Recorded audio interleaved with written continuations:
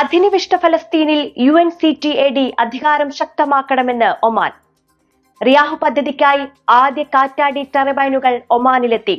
ഇരട്ട പദ്ധതികൾക്കായി സ്ഥാപിക്കുന്നത് 36 കാറ്റാടി ടർബൈനുകൾ. റബുൽ ഖാലിക്കും അറബിക്കടലിനു മുകളിൽ അഗ്നിപർവ്വത ചാരം. നിരീക്ഷണം ശക്തമാക്കി അധികൃതർ. ഇന്നത്തെ പ്രധാനപ്പെട്ട വാർത്തകളുമായി ഗൾഫ് അപ്ഡേറ്റ്സ് തുടങ്ങുകയാണ്. എല്ലാ പ്രേക്ഷകർക്കും സ്വാഗതം. Gulf updates Oman brought to you by Shahi Foods and Spices, powered by Purushottam Kanji Exchange. Israel അധിനിവിഷ്ട ഫലസ്തീൻ പ്രദേശങ്ങളിലെ സാമ്പത്തിക മാനവിക ദുരന്താവസ്ഥയെക്കുറിച്ചുള്ള United Nations Conference on Trade and Development സെക്രട്ടേറിയറ്റിന്റെ പുതിയ റിപ്പോർട്ടിനെ അഭിനന്ദിച്ച് ഒമാൻ സുൽത്താനേറ്റ്. UNCTAD ബോർഡ് മുമ്പാകെ അറബ് ഗ്രൂപ്പിന്റെ പേരിൽ ഫലസ്തീൻ പ്രതിനിധി സംഘം അവതരിപ്പിച്ച പ്രസ്താവനയെ പൂർണ്ണമായി പിന്തുണയ്ക്കുന്നതായും UN-ലെ ഒമാനിന്റെ സ്ഥിരം പ്രതിനിധി ഇദ്രീസ് ബിൻ അബ്ദുറഹ്മാൻ അൽ ഗൻചാരി വ്യക്തമാക്കി. ബോർഡിനെ അഭിസംബോധന ചെയ്ത് സംസാരിക്കുകയായിരുന്നു അദ്ദേഹം. ഗസയിലെ സ്ഥിതിഗതികളെ അതീവ ദാരുണം എന്നാണ് ഒമാൻ വിശേഷിപ്പിക്കുന്നത്. പുനർനിർമ്മാണത്തിനായി വർഷങ്ങളോളം നീളുന്ന പരിശ്രമവും വൻ നിക്ഷേപവും വ്യക്തമായ അന്താരാഷ്ട്ര രാഷ്ട്രീയ ഇടപെടലുകളും വേണ്ടിവരും. അധിനിവിഷ്ട പ്രദേശങ്ങളിൽ UNCTAD-യുടെ പദ്ധതികളും അധികാരവും ശക്തിപ്പെടുത്താൻ അന്താരാഷ്ട്ര സമൂഹത്തോട് ഒമാൻ ആഹ്വാനം ചെയ്തു.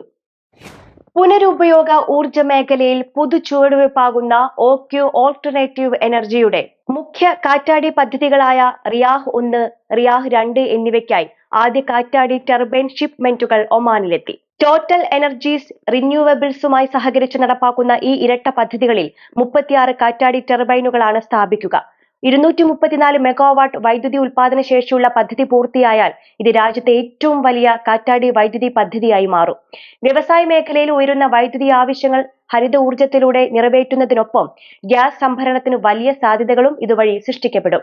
റിയാഹ് കാറ്റാടി പദ്ധതികൾ ഭാവിയിലെ വൻ കരാറുകളുള്ള ഊർജ പദ്ധതികൾക്കായി ഒമാനെ കൂടുതൽ സജ്ജമാക്കുമെന്ന് അധികൃതർ അറിയിച്ചു. ഇത്യോപ്യയിലെ ഹൈലി ഗുബ്ബി അഗ്നിപർവ്വത സ്ഫോടനത്തെ തുടർന്ന് ഒമാൻ ആകാശത്തെ നിരീക്ഷണം സജീവമാക്കിയതായി പരിസ്ഥിതി അടിയന്തര കേന്ദ്രം പ്രസ്താവനയിൽ അറിയിച്ചു. സിവിൽ ഏവിയേഷൻ അതോറിറ്റിയിൽ നിന്ന് ലഭിച്ച വിവരങ്ങൾ പ്രകാരം 35,000 അടി ഉയരത്തിൽ റബുൽ ഖാലി മരുഭൂമി പ്രദേശങ്ങളിലും അറബിക്കടലിന്റെ ചില മേഖലകളിലും അഗ്നിപർവ്വത ചാരം കണ്ടെത്തിയിട്ടുണ്ട്. ഇതുവരെ ഒമാനിലെ പരിസ്ഥിതിക്കോ പൗരന്മാരുടെ ആരോഗ്യത്തിനോ പ്രതികൂലമാവുന്ന തരത്തിൽ ഇത് റിപ്പോർട്ട് ചെയ്തിട്ടില്ലെന്ന് അധികൃതർ വ്യക്തമാക്കി. രാജ്യത്തുടനീളമുള്ള വായു ഗുണനിലവാരത്തിൽ മാറ്റമൊന്നും കണ്ടെത്തിയിട്ടില്ലെന്നും ചാരം ഉയർന്ന അന്തരീക്ഷ പാളിയിലായതിനാൽ ജനങ്ങൾക്ക് ഭീഷണിയില്ലെന്നും അധികൃതർ വ്യക്തമാക്കി. ഒമാനിലെ അന്തരീക്ഷ സുരക്ഷ ഉറപ്പാക്കാൻ നിരീക്ഷണ സംഘങ്ങൾ നിരന്തരമായി പ്രവർത്തിക്കുന്നതായി പ്രസ്താവനയിൽ കൂട്ടിച്ചേർത്തു.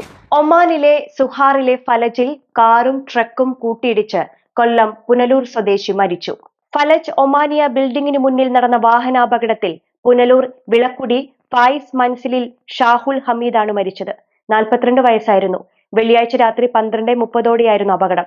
ഷാഹുൽ ഡ്രൈവ് ചെയ്ത കാറിൽ അപകടത്തെ തുടർന്ന് തീപിടുത്തമുണ്ടായതാണ് മരണകാരണം. കോന്നി കൊന്നപ്പാറ ചേരിക്കൽ റസിയ യൂസഫാണ് ഭാര്യ. ഫായിസ്, ഫർഹ ഫാത്തിമ എന്നിവരാണ് മക്കൾ. ഖബറടക്കം പുനലൂർ ആഞ്ചേരി ജുമാ മസ്ജിദിൽ. ഇതോടുകൂടി ഇന്നത്തെ ഗൾഫ് അപ്ഡേറ്റ്സ് പൂർണ്ണമാവുകയാണ്. നമസ്കാരം. ഗൾഫ് അപ്ഡേറ്റ്സ് നിങ്ങളുടെ വാട്സാപ്പിൽ ലഭിക്കുന്നതിന് നിങ്ങളുടെ പേരും സ്ഥലവും 96201150 എന്ന നമ്പറിലേക്ക് വാട്സാപ്പ് മെസ്സേജ് അയക്കൂ. Gulf updates Oman brought to you by Shahi Foods and Spices, powered by Purushottam Kanji Exchange.